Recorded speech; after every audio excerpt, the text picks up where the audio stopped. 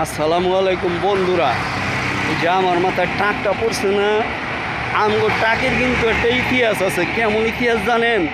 20 থেকে 25 বছর পর্যন্ত আমগো মাথায় মাগার ভরপুর চুল থাকে, মারপেট থেকে চুল লইয়ে বড়া চুল থাকে। মাগার 20 থেকে 30 বছর যখন বয়স হয়ে যায়, এরপরে মাগার বিয়া শাদি করলে আর আমগো মাথায় চুল থাকে না। আমরা মনে করেন 40-50 জন ভাই আছি, সবতে মাগার এরকম টাক পরা। আমার চাচায়ও টাক পরা আছে, আমার আব্বায়ও টাক পরা আছে।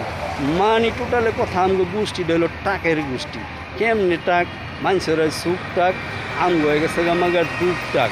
তার মানে কেমতে কমু? মানুষে বলে টাক পড়লে হয় ধনী, আর আমরা টাক পড়ছে আমরা আমাদের ধনী উনি কিচ্ছু হয়ে পারলাম না। আমরা যেমন আছি এমনই রয়ে গেলাম গা। এর লিগা এইটা হলো আমাদের দুঃখ টাক। আমরা গোষ্ঠীর ভিত্তিতে বেশিরভাগ মানুষের টাক, চুল নাই কারোর। এই মাগার অর্ধেক বয়স হলে চুল পড়ে